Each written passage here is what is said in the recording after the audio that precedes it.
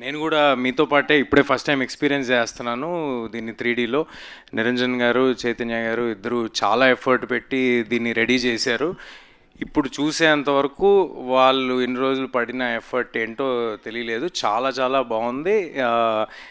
ఇది థియేటర్స్లో మళ్ళీ పిల్లల్ని, ఫ్యామిలీస్ని అందరినీ ఎంతగానో అలరిస్తుందని ఆశిస్తున్నాను, కోరుకుంటున్నాను. నేను కూడా మీలాగే చాలా ఎక్సైటెడ్గా ఉన్నాను థియేటర్స్లో దీన్ని మళ్ళీ ఎక్స్పీరియన్స్ చేయడానికి. నాకేదో అందరు ఇందాక అమృత, హరి, లేకపోతే నిరంజన్ గారు అందరు కలిసి కూర్చుంటే మళ్ళీ ఏదో 10th క్లాస్ రీయూనియన్కి వచ్చినట్టు ఉంది నాకు. But happy memories. ఎంతో పుణ్యం చేసుకుంటే కానీ ఇలాంటి సినిమా దొరకదు. అలాంటి సినిమా దొరికినందుకు, మీ అందరు ఆదరాభిమానాలు పొందినందుకు చాలా చాలా థ్యాంక్స్. అండ్ తేజ్ గారిది, నిరంజన్ గారిది నెక్స్ట్ రాబోతున్న సంబరాల ఏటిగట్టుకి ఆల్ ద వెరీ బెస్ట్.